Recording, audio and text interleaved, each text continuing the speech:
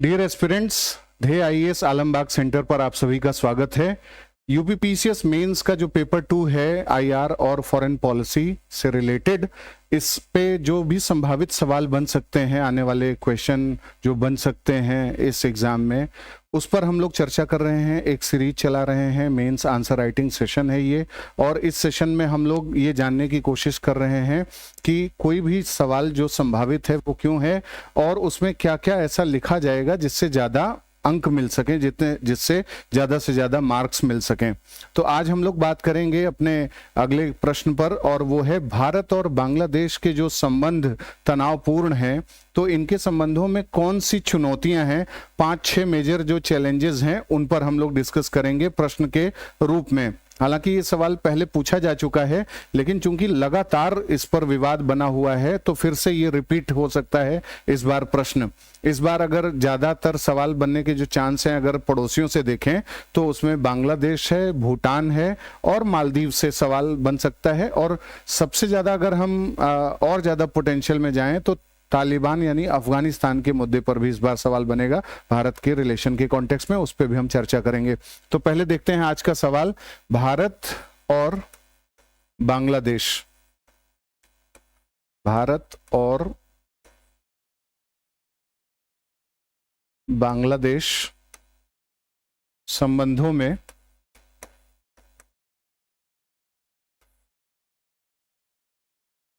प्रमुख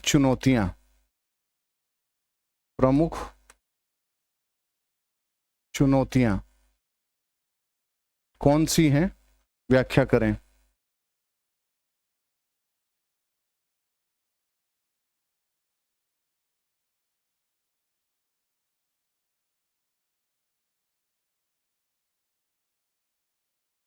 दो 200 शब्द में बताना है।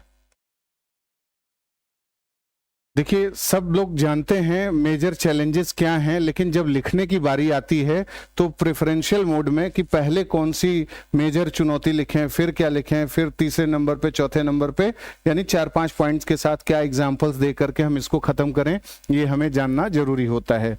तो सबसे पहले बात आती है इंट्रोडक्शन की, कि आप इंट्रोडक्शन में क्या लिखेंगे। तो जैसा मैंने आपको बताया कि जब भी इंट्रोडक्शन लिखना होता है तो वो इंट्रो बनेगा आपके इस प्रश्न के आधार पर। इस प्रश्न में आप देखिए कि प्रमुख चुनौतियों की बात की गई है, तो चुनौतियां अगर हैं और उसके ऊपर चर्चा हो रही है, इसका मतलब है कि भारत और बांग्लादेश के संबंध महत्वपूर्ण हैं और इनमें चुनौतियां नहीं होनी चाहिए, लेकिन ये चुनौतियां फेस हो रही हैं।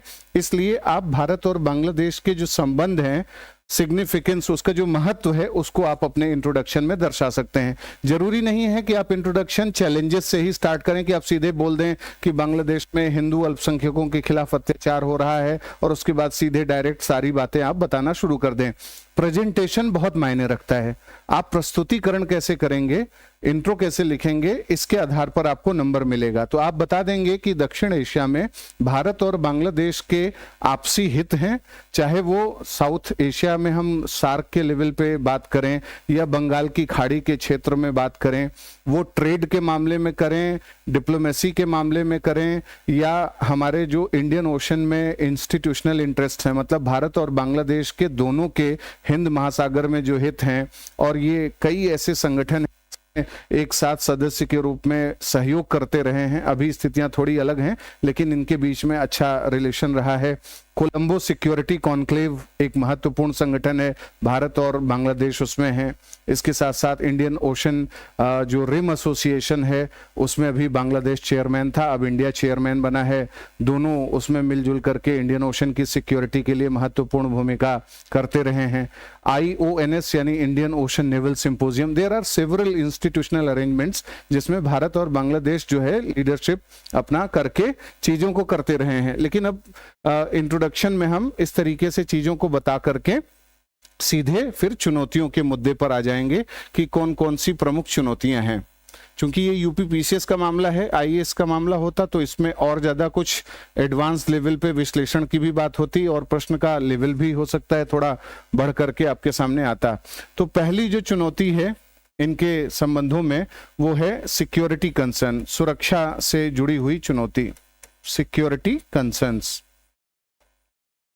भारत की जो आंतरिक सुरक्षा है और भारत की जो नेशनल सिक्योरिटी, इंटरनल सिक्योरिटी और नेशनल जो सिक्योरिटी है, उसके हिसाब से बांग्लादेश के साथ जो संबंध तनावपूर्ण है उसका असर पड़ेगा। कैसे? इसमें आप सीधे बता देंगे कि जो आतंकवादी गतिविधियां हैं, पहली चीज ये है कि आतंकवादी या आतंकी जो गतिविधियां हैं इनके बढ़ने का आसार देखा गया है।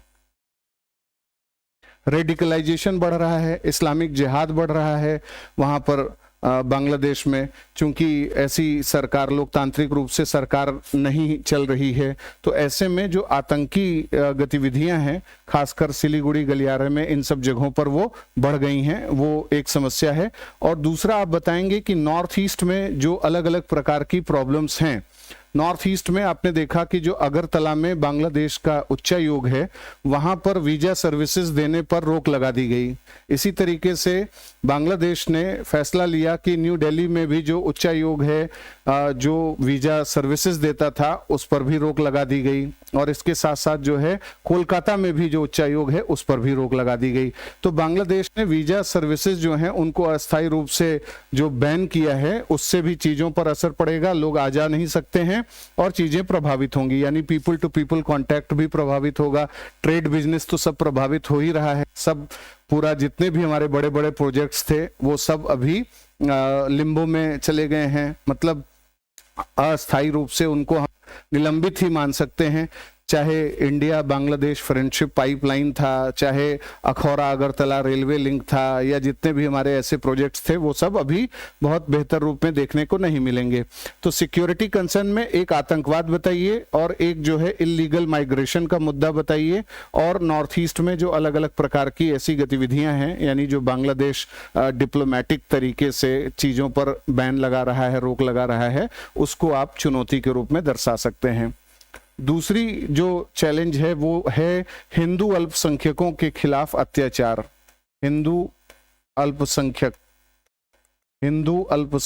के खिलाफ अत्याचार, यानी माइनॉरिटी एट्रोसिटीज। इसमें आप कुछ डेटा दे सकते हैं, अपने उत्तर में आप बता सकते हैं कि अभी जो हिंदू समुदाय है अल्पसंख्यक, वो लार्जेस्ट रिलीजियस माइनॉरिटी कम्युनिटी है वहां पर बांग्लादेश में, और बांग्लादेश की आबादी का 8% है। कुछ समय पहले तक ये 10% था, अब आबादी केवल 8% हो गई है। और ये जो हिंदू अल्पसंख्यक हैं इनको कई तरीके की समस्याओं का सामना तनावपूर्ण संबंधों के चलते करना पड़ रहा है, जिसमें आप 4-5 पॉइंट्स बता देंगे। जैसे फोर्स्ड रिलीजियस कन्वर्जन, यानी जो बलात् धर्म परिवर्तन कराने वाली बातें हैं, धर्म परिवर्तन। फिर वहां पर बांग्लादेश में जो हिंदू अल्पसंख्यक हैं उनकी दुकानों को जला देना, उनकी दुकानों को और उनके घरों को जला देना, यानी जो फिजिकल एग्जिस्टेंस है वो सब बुरी तरीके से प्रभावित हुआ है वहां पर लोगों का। फिर जो यहाँ पर सुविधाएं हैं, यानी एजुकेशनल सर्विसेज या जो टीचिंग से रिलेटेड सर्विसेज हैं, हिंदू अल्पसंख्यक महिलाएं हैं अगर वो कहीं पढ़ा रही हैं उनको वो सब सर्विसेज से रोक दिया गया है। वैंडलिज्म, जो अलग अलग प्रकार के हिंदू मंदिर हैं उनमें तोड़फोड़ होना या आगजनी होना, एयरजोन होना, वैंडलिज्म होना, फिर उसके साथ साथ सैबोटेज की जैसे घटनाएं हैं तोड़फोड़ की, ये सब चीजें देखी गई हैं। और इससे हिंदू जो अल्पसंख्यक समुदाय है उसके ऊपर बहुत बड़ा एक असुरक्षा की स्थिति बनी है। इसमें चिन्मय दास वाला जो इस्कॉन टेम्पल का जो है अधिकार वहां पर छीना गया एक तरीके से, उसको भी आप अपने उत्तर में बता सकते हैं। तो हिंदू अल्पसंख्यकों के खिलाफ अत्याचार, एक फंडामेंटलिस्ट सरकार आप कह सकते हैं, इस्लामिक फंडामेंटलिस्ट तरीके से हो करके कार्यवाही करना, ये एक चुनौती है। तीसरी बात है व्यापार से संबंधित चुनौतियां। जो द्विपक्षीय व्यापार है इनके बीच में, उसकी चुनौती बढ़ गई है, क्योंकि जैसे जैसे इनके बीच में पॉलिटिकल टेंशन्स बढ़े हैं, राजनीतिक मतभेद बढ़े हैं, तो इनके व्यापार पर उसका असर पड़ने लगा है। तो भारत ने कई चीज़ों पर जो है बैन लगा दिया, मतलब रिस्ट्रिक्शन लगाया कि बांग्लादेश से जो भी चीज़ें आ रही हैं, खासकर जो रेडीमेड गारमेंट्स होते हैं, रेडीमेड गारमेंट है या फिर जूट है, इस तरीके के जो प्रोडक्ट्स थे, और प्रोसेस्ड जो फूड हैं यानी प्रसंस्कृत खाद्य प्रोसेस्ड फूड आइटम्स हैं, इन सब पर रिस्ट्रिक्शंस लगा दिया गया और बोला गया कि इंडिया में ये लैंड रूट से नहीं आ सकता, यानी स्थल मार्ग से बांग्लादेशी गुड्स ये सब इंडिया में नहीं आ सकते, इनकी रीरूटिंग करनी पड़ेगी, मतलब इनके लिए नया मार्ग देना होगा और वो सी पोर्ट से ही आ सकता है। तो भारत ने कहा सी पोर्ट से ले आइए, और उसमें भी केवल कोलकाता वाला जो पोर्ट है, कोलकाता और नाहवा शेवा यानी मुंबई वाला जो पोर्ट है, यहां से रीरूटिंग कराई गई। तो भारत ने भी अपना एक कठोर स्टैंड दिखाया बांग्लादेश के पर, क्योंकि कॉटन पर जो है जो बैन किया गया। फिर उसके अलावा जो है बांग्लादेश ने भी इंडिया के जो यार्न्स हैं इन सब पर जो है ज़्यादा ड्यूटी लगाने की कोशिश करी है। सेफ गार्ड ड्यूटी लगाने, 20% सेफ गार्ड ड्यूटी लगाने की जो कोशिशें चल रही हैं वहां पर भारत के प्रोडक्ट्स पर, इससे भारत का बाजार भी प्रभावित हो सकता है। और इनके बीच में हमेशा एक ये भी विवाद का मुद्दा रहा है कि बांग्लादेश कहता है कि हमें ज़्यादा मार्केट एक्सेस नहीं मिल रहा है, यानी एक्सपोर्ट नहीं बढ़ रहा है बांग्लादेश का, इंपोर्ट तो ज़्यादा हो रहा है। तो 2019-20 में एक लिस्ट बना करके बांग्लादेश ने भारत सरकार को ये बात कही कि अगर ये एक्सपोर्ट्स बांग्लादेश के होने लगे तो उसका जो एक्सपोर्ट का वॉल्यूम है वो बढ़कर लगभग 18 से 20 बिलियन डॉलर हो जाएगा और उसको ज़्यादा लाभ मिलने लगेगा। तो इस तरीके से इनके बीच में जो है ट्रेड डिफरेंसेस हैं और वो चुनौतीपूर्ण हो गए हैं, और इसके चलते बांग्लादेश का रुझान प्राकृतिक रूप से बढ़ रहा है चीन के साथ इसके जो आर्थिक संबंध है वो मजबूत हो रहे हैं। जैसा कि मैंने पहले के वीडियो में भी आपको बताया है कि कॉम्प्रिहेंसिव इकोनॉमिक पार्टनरशिप एग्रीमेंट हो चुका है बांग्लादेश और चाइना के बीच में, और करीब 99% जो गुड्स हैं बांग्लादेशी गुड्स, उनको चाइना के मार्केट्स में ड्यूटी फ्री एक्सेस मिला है, ड्यूटी फ्री एक्सेस, और ये मिला हुआ है एशिया पैसिफिक ट्रेड एग्रीमेंट के तहत। यानी चीन ने एशिया पैसिफिक ट्रेड एग्रीमेंट के आधार पर जो है ये सुविधा इनको दी है। तो ये बात जो है यहाँ पर समझ में आती है कि कैसे जो फ्री ट्रेड एग्रीमेंट है भारत के साथ ना होकर के वहाँ पर है और चीज़ें बिगड़ सकती हैं। फिर इनका जो रिलेशन मजबूत हो रहा है चीन और बांग्लादेश का, उसको भी हम एक चुनौती के रूप में दर्शा सकते हैं, और उसको किस रूप में दर्शा सकते हैं वो भी आप देख लीजिए। पहली चीज़ तो इसमें ये है कि बांग्लादेश BRI का खुल के सपोर्ट कर रहा है। स्ट्रिंग ऑफ पर्ल पॉलिसी जो है चाइना की मोतियों की लड़ी की नीति का हिस्सा है, यानी चटगांव बंदरगाह। जब से भारत ने अपना थोड़ा सा प्रभाव बढ़ाने की कोशिश की बांग्लादेश में शेख हसीना सरकार में, और जो मोंगला पोर्ट है वहाँ का, इस पर अपना एक्सेस ले लिया, और मातरबारी जो बंदरगाह है वहाँ का, मातरबारी पोर्ट, इस पर भी अपना जो है एक्सेस लेने की बात कर दी। तो चीन इस बात से बहुत ज़्यादा सशंकित हो गया कि कहीं भारत का एक्सेस न बढ़ जाए, क्योंकि यहाँ पर एक चीज़ और दिख रही थी कि भारत ने जापान के साथ मिलकर के, भारत जापान और बांग्लादेश की तिकड़ी बन रही थी इस पोर्ट मॉडर्नाइजेशन के लेवल पे। तो ये चाइना के लिए ये खतरे की घंटी थी, इसलिए चाइना इस मामले में और एक्टिव हुआ। और चाइना ने एक और चीज़ देखा कि रूस, भारत और बांग्लादेश, इन तीनों ने मिलकर के वहां पर पहला जो न्यूक्लियर पावर प्लांट है, first nuclear power plant Bangladesh का, वो इंस्टॉल किया रोपुर में। रोपुर न्यूक्लियर पावर प्लांट जो है, तो इन सब चीजों को देख करके चीन को लगा कि हमें अब वहां पर थोड़ा अपना कदम और ज्यादा बढ़ाना पड़ेगा। चीन का मैसिव इन्वेस्टमेंट है। चाइना ने वहां पर डीप सी पोर्ट बनाने की बात की कि हम डीप सी पोर्ट बनाएंगे और अलग अलग प्रकार के और भी पोर्ट्स और डैम ब्रिजेस बनाएंगे। पद्मा डैम और जो पद्मा ब्रिज है वो इसका उदाहरण है। 2023 में शेख हसीना सरकार ने इसको जो है इनॉग्रेट किया। वो चीन के BRI के तहत पैसा मिला हुआ है और वो चीज वहां पर बनी। इसके साथ साथ हम ये देख सकते हैं कि जो तीस्ता रिवर वाटर प्रोजेक्ट है और तीस्ता का जो वाटर मैनेजमेंट और रेस्टोरेशन प्रोजेक्ट है, तो बांग्लादेश वाले चाहते हैं कि उसे जल्द से जल्द चीन और बांग्लादेश मिलकर के ये प्रोजेक्ट शुरू करें तीस्ता वाले मुद्दे पर, क्योंकि तीस्ता का जो विवाद है वो अभी बढ़ा हुआ है मतलब बांग्लादेशियों के निगाह में, चूंकि फरक्का जो डैम है उसको लेकर के जो गैंजेस यानी गंगा नदी के जल के वितरण पर समझौता हुआ था 1996 में भारत और बांग्लादेश के बीच में, उसकी एक्सपायरी डेट सामने आ गई है। 2026 में वो खत्म हो रहा है। इसलिए बांग्लादेशी चाहते हैं कि किसी भी प्रकार के जल संकट, जलाभाव, इन सब चीजों से वो न गुजरे। इसके लिए चाइना के साथ कोलैबोरेशन हो और तीस्ता जो वाटर मैनेजमेंट और रेस्टोरेशन प्रोजेक्ट है उस पर तेज गति से काम हो। इसके अलावा जो उसका पहला सबमरीन बेस है चाइना का, वो भी वहां पर लगाया गया है। चाइना ने अपना इन्वेस्टमेंट बढ़ाते हुए सबसे बड़ा डेवलपमेंट पार्टनर बन गया है बांग्लादेश में।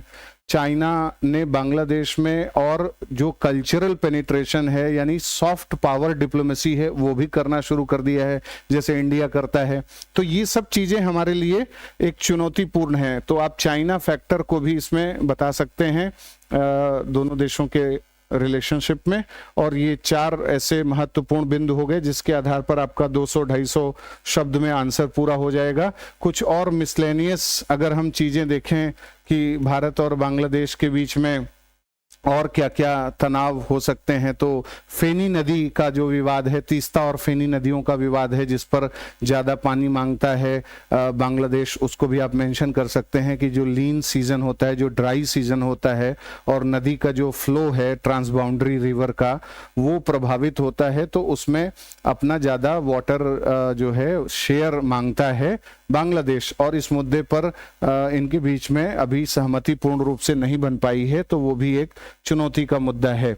और इसी तरीके से भारत और बांग्लादेश के बीच में अलग अलग समय में अलग अलग सब चुनौतियां उभरती रहती हैं। आप ये भी बता सकते हैं कि जिस तरीके से मोहम्मद यूनुस सरकार को यूएस का एक बैकअप मिला हुआ है और जो सेंट मार्टिन आइलैंड वाला एरिया है, इन सब पर निगाह अमेरिका का भी है और बाकी अन्य देशों का है। तो ये जो बे ऑफ बंगाल रीजन है, बे ऑफ बंगाल रीजन में अब ये एक नया प्रकार का जियोपॉलिटिकल राइवलरी का हॉटस्पॉट बनने की दिशा में अग्रसर है। और चीन इसमें इसलिए भी निगाह लगाए हुए है क्योंकि उसको मलक्का डिलेमा जिसको कहते हैं, वो हमेशा मलक्का के संशय में रहा है कि मलक्का स्ट्रेट जो है बे ऑफ बंगाल रीजन में अगर उसको ब्लॉक कर दिया गया किसी भी तरीके से तो चीन के जो एनर्जी इंटरेस्ट हैं वो प्रभावित हो जाएंगे। तो वो चाहता है कि बांग्लादेश के एरिया में या बे ऑफ बंगाल रीजन में उसका प्रेजेंस और ज़्यादा मजबूत बना रहे और इसके लिए वो बांग्लादेश के और ज़्यादा करीब आता रहा है। तो ये है, ये सब महत्वपूर्ण जो है चैलेंजेस हैं भारत और बांग्लादेश के संबंधों में। इसको समराइज करके आप लिख सकते हैं और लास्ट में आप बताइए कि इन सब चुनौतियों से दक्षिण एशिया में जो स्थिरता है, जो विकास है, जो रीजनल कनेक्टिविटी प्रोजेक्ट्स हैं वो सब प्रभावित होंगे और इसके साथ साथ जो अविश्वास है देशों के बीच में वो बढ़ेगा। बहुत मुश्किल से बिग ब्रदर सिंड्रोम को धीरे धीरे डाउन करने की कोशिश की गई है, उसके प्रभाव को ये सब बढ़ेगा, तो बांग्लादेश भी भारत का बहुत लाभ नहीं ले पाएगा। इन सब बातों को बता करके आप इसको पूरा कर सकते हैं। आज के लिए इतना ही, किसी अन्य क्वेश्चन में फिर मिलेंगे। धन्यवाद।